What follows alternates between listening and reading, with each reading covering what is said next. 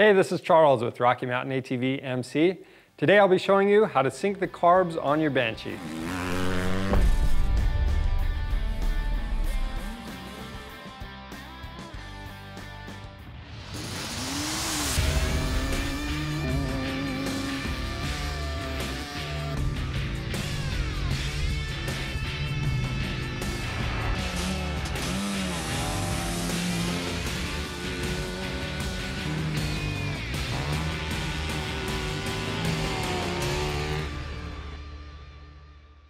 A lot of riders spend a lot of money trying to get the best performance out of their machine. Now, if the carburetors aren't synced up on your Banshee, it's not only going to run a little bit rougher, but you're not going to get the best performance out of it. On the other hand, if your carburetors are synced up, the engine will not only run smoother, but you'll get better throttle response and performance. Now, the stock Banshees come with a TORS system installed on them. We actually have a TORS delete kit on ours. But either way, the procedure to sync the carbs will be similar, so always refer to your model-specific service manual for more information, proper procedures, and specs. To do this job, you'll need some basic hand tools, rags, and safety glasses. One thing I want to point out is that some people run into problems with the TORS system not working right. This system is designed to kill spark to the engine if there is a throttle malfunction. This is great in theory, but if the TORS system is malfunctioning, it can be very frustrating and basically it'll keep your bike from revving up. To eliminate this, we sell a couple of options from Motion Pro. They make a twist throttle kit and a thumb throttle kit, also known as a TORS delete kit. Keep in mind that if you get a twist throttle kit, you'll also need an idle kit. If you do get a TORS delete kit, it does come with some risk. Once the TORS kit is deleted, you're losing all of the built-in safety features that the stock design had. This is all at your own risk. We will not be liable for any malfunctions. These kits are designed for closed course use only. To do this, the first thing we'll do is remove our seat. The next thing we're going to do, we're actually going to take our airbox out. You don't need to do this to sync the carbs, but we just want to give you a better view of what's going on. So when we sync the carburetors, what we're doing, we're adjusting the height of the slides so when they open up, they're coming up exactly at the same time, and that way we get the same air-fuel ratio to both cylinders. Now, we'll be making two adjustments on this. What we do, we'll be adjusting the cables on top first, and after we get those, then we'll move to the sides and we'll be adjusting the idle screws. Now, when we adjust the idle screws, it's important, we need to make sure that we keep the adjustments exactly the same on both sides. To get our cables synced up properly, we'll look at this window in the right carburetor. We'll pull the throttle up until you can actually see there's a dot in the middle of that slide.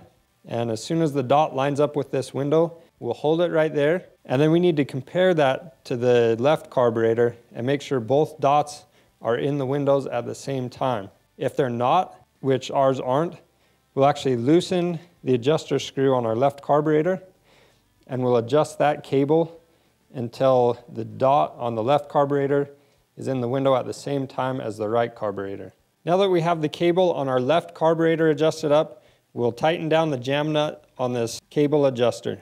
We'll open the carburetors back up and again we'll be checking in these windows to make sure both dots align with the windows at the same time. Sometimes it's kind of hard to see through these window glasses. So another way to do it is if you do take the airbox like we did, you can look in the back and you'll be looking at these slides.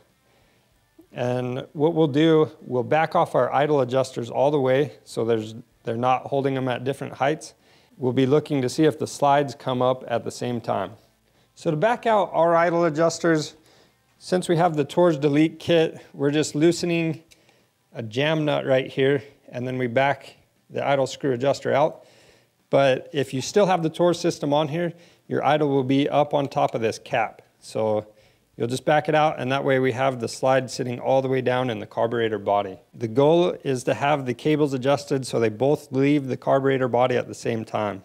Okay, so the slide on our right carburetor is now leaving quite a bit sooner than the slide on the left carburetor.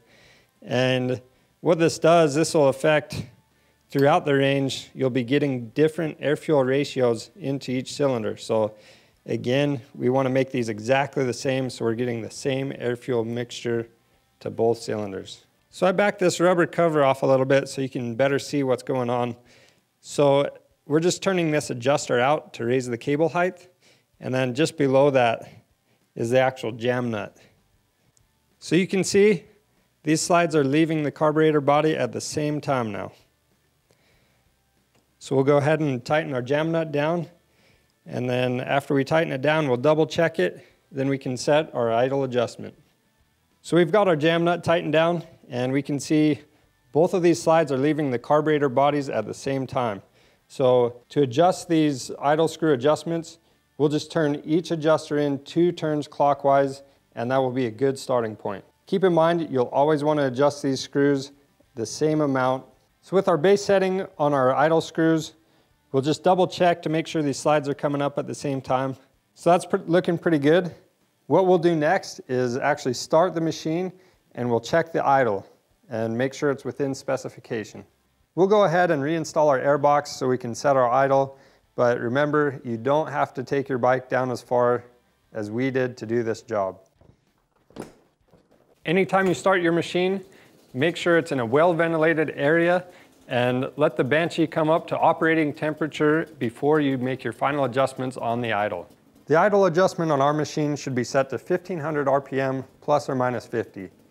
Now if you don't have a tachometer to measure this, what you'll do if you have the bike idling, you'll back out each adjusting screw an equal amount of turns until the bike almost dies on its own, and then you'll turn it in just a little bit and you'll snap the throttle, let it come back down to idle, make sure it's idling smoothly, and if it stays running, then you can tighten down the lock nuts if you have a Tours Delete Kit style idle adjuster.